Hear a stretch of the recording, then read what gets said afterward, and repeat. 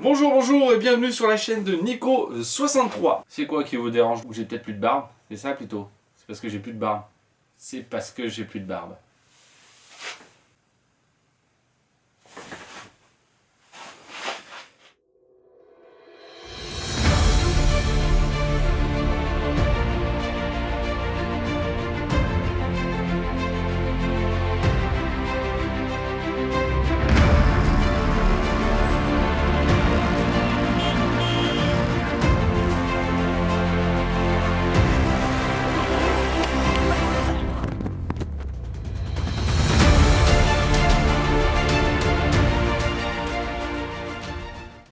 Alors j'ai décidé de faire cette petite vidéo pour vous parler des quelques accessoires. Donc vous allez voir, en plus j'ai deux motos de voyage un petit peu différentes. Allez, c'est parti, je vous montre ça tout de suite. Voici mes deux motos, donc la Honda Pan 1100 européenne et la Ténéré 660. Donc j'ai deux motos avec lesquelles on peut partir en voyage. La Ténéré, on a un poste de pilotage, voilà, on est un petit peu confort. Confort, on est à une position je trouve plus agréable après la moto vivre, et celle-là c'est le confort très simple, fauteuil roulant, mais on est quand même un petit peu sur l'avant et au bout d'un moment ça pèse sur les poignets. Donc sur la panne européenne, j'ai mis un smartphone, une pochette tissu, voilà, à scratch, parce qu'en fait le guidon il a un gros carénage et je trouvais pas quelque chose de bien, ou avec les vis ici ça vibrait vraiment trop. Donc voilà, surtout que moi j'ai un cross-call et c'est un téléphone assez lourd. Donc j'ai opté sur la panne pour la pochette. La pochette c'est bien, c'est étanche. Surtout avec ces motos là, quand on fait un peu d'autoroute ou qu'on part, etc., on peut mettre les tickets ou la carte bancaire, tout ça, on peut la ranger en même temps derrière. Comme ça on y a accès assez facilement. Par contre si je dois recharger le téléphone, il faut que je laisse évidemment un petit peu la fermeture éclair ouvert, et là effectivement c'est plus étanche. Donc, mon téléphone lui est étanche, c'est pas trop un problème, mais ça peut poser, ça peut l'être pour d'autres téléphones. Son autre défaut, c'est que en fait derrière elle est juste rivetée. Il y a des petites vis. En fait, on a les scratchs ici là, qui viennent se mettre là, voilà, autour du guidon.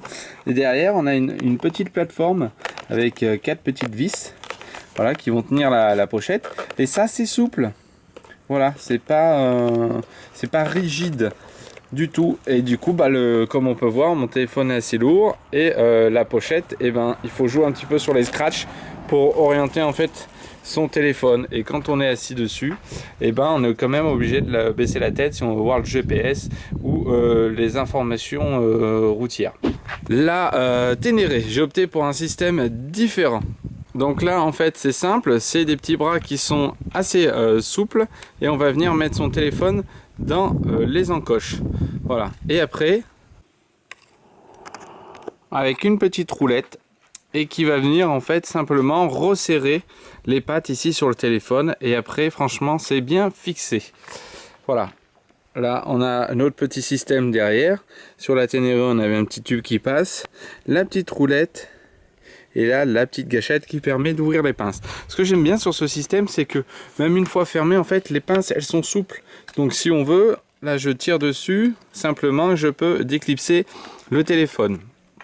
Donc ça vaut 8 euros, ça vaut 8 euros sur Amazon, et franchement là j'en suis content. Ça vibre pas sur la moto, du coup c'est bien à la hauteur de ma tête pour que je puisse voir les informations. Le seul hic, c'est que si vous n'avez pas un téléphone étanche, là il pleut tout de suite dehors, alors il est abrité un petit peu par la bulle, et du coup c'est pas possible.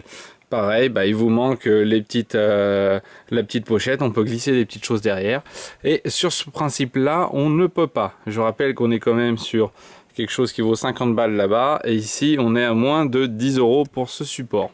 Alors là on va parler de petits accessoires, un plus, dont je n'ai trouvé aucune utilité, et on va parler tout de suite de ce truc là en plastique.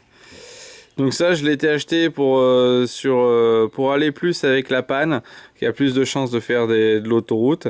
C'est un petit accessoire en fait qui permet de reposer les poignets. Donc ça se glisse simplement sur en fait le guidon.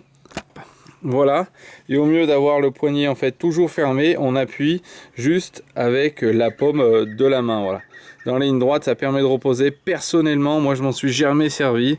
J'avais acheté ça, ça doit coûter 3 € et ça m'a plus embêté qu'autre chose quand je l'ai essayé de le mettre. Ils sont équipés d'un port USB. Donc ici, voilà, j'ai un petit port USB ici. Alors, et on peut voir ici que du coup le port USB, eh ben, il craint peut-être un petit peu plus la pluie.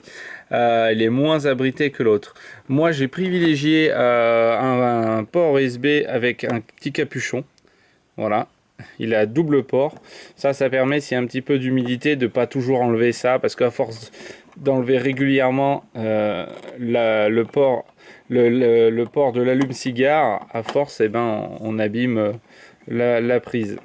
Voilà, double port avec une protection caoutchouc par-dessus. Donc ça, on trouve ça partout sur les magasins d'auto, de moto. Ça doit coûter une dizaine d'euros. Hein, et c'est pas mal. Celui-là, il a tout le centre en fait qui s'allume en bleu, qui permet de voir que des fois c'est pas toujours lisible sur les téléphones, qu'il y a bien le jus sur les ports. Et ici, il faut que je change un petit peu. Mon port USB est là, et du coup, bah, il n'est pas très pratique. Ici, voilà. Si je veux aller le mettre, c'est un peu casse-pied.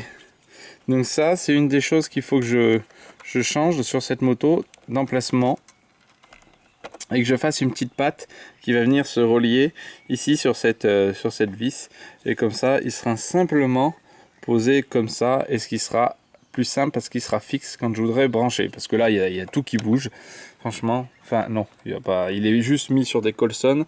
C'est vraiment pas ouf par rapport à l'autre. Après on va parler de la sécurité de la moto. Donc chaque moto a évidemment un blocage de guidon intégré, hein, sur les deux motos. Ici on va avoir une clé codée, hein, avec une petite puce. C'est pour ça qu'on va avoir un petit voyant en fait qui s'allume ici dès que je retire la clé.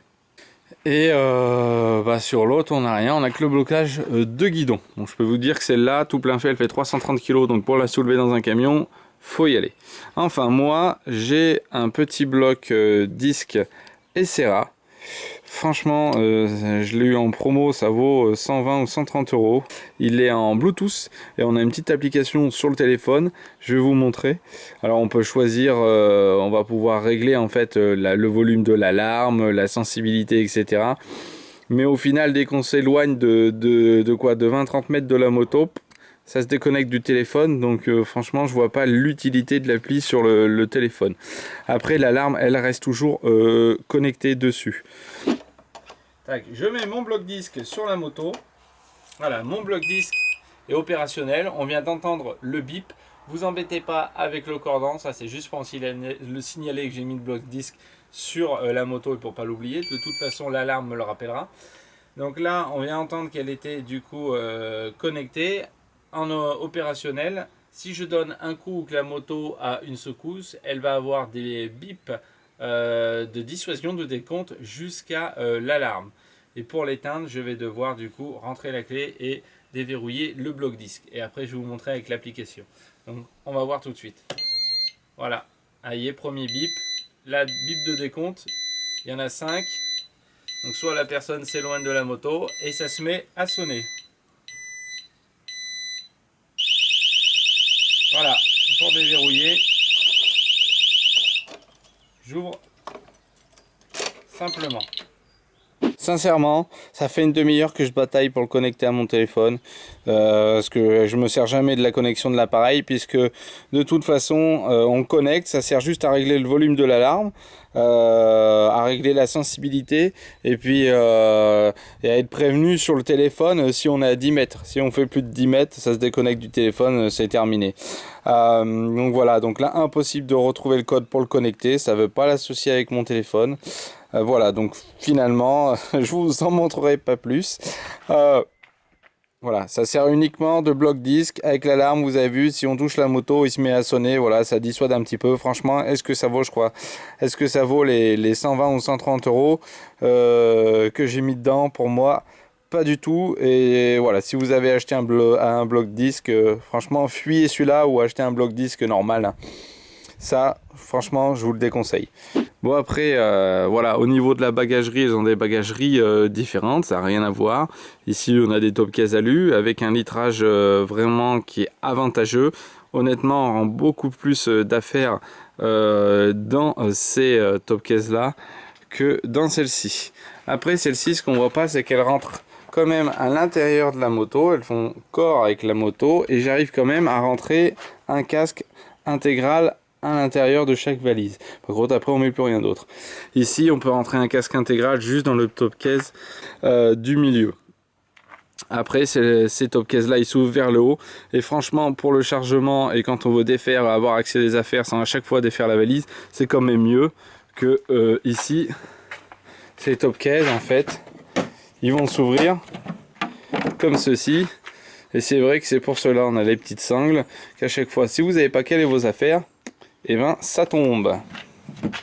Deuxième chose, si c'est mal fermé ou les joints sont morts, ça peut arriver que du coup il y ait un peu de flotte qui passe à l'intérieur, ce qui ne peut pas arriver sur celles-là puisqu'elles sont complètement fermées à leur base. Sur celle-ci, bah, comme sur les autres vidéos, j'ai des feux additionnels à LED et ça c'est essentiel. Sur celle-là, malgré qu'elle soit de 2008, l'éclairage est ridicule.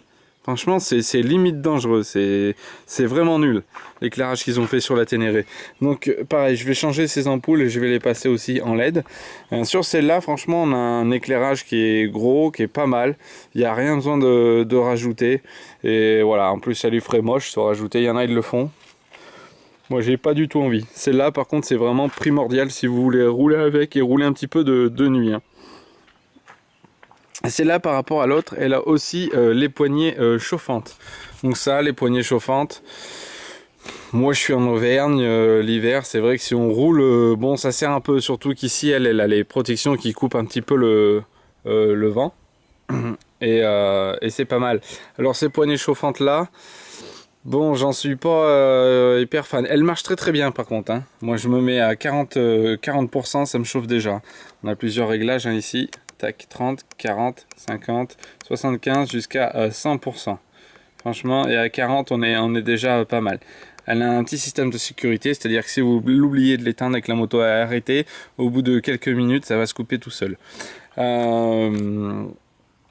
Pareil, donc là, ce que j'aime pas, c'est que, de toute façon, sur toutes les poignées, il y a le câble.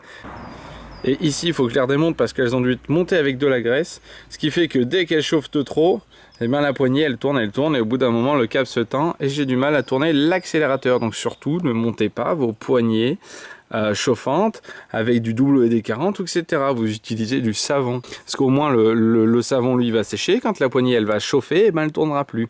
Que là, si vous l'avez rentré avec du WD-40, il reste toujours une petite pellicule de gras sous la poignée. Ce qui fait que quand ça chauffe, ça rechauffe cette pellicule de gras et elle tourne à chaque fois que vous accélérez. C'est super désagréable. Donc voilà, celle-là est équipée de poignées chauffantes. Sincèrement, pour moi, c'est un plus, mais c'est pas ce que je m'amuserai à monter sur la moto. Voilà, il existe des trucs moins chers et qui coupent le vent, comme ce genre de protection ici. On peut les avoir plus grandes et sur différentes rails. Et franchement, ça suffit largement. Voilà, en cette période de confinement, on a le temps un petit peu de regarder comment équiper nos motos ou de préparer ces prochains road trips. Voilà, n'hésitez pas à mettre en commentaire vous aussi ce que vous emmenez quand vous partez un petit peu en road trip, les petits accessoires essentiels à rajouter pour vous sur la moto. Aussi, mettez-moi en commentaire si ça vous dit, on peut mettre aussi un live en place, normalement j'y arrive.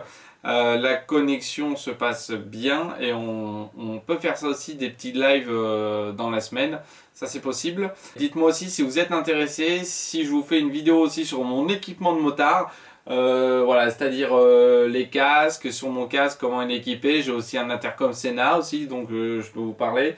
Voilà, mon équipement de moto, veste, pantalon, bottes, chaussures, gants, tout ça. On peut faire aussi une petite vidéo là-dessus si ça vous dit. Je vous dis à la prochaine. Merci encore de me suivre. Bye bye.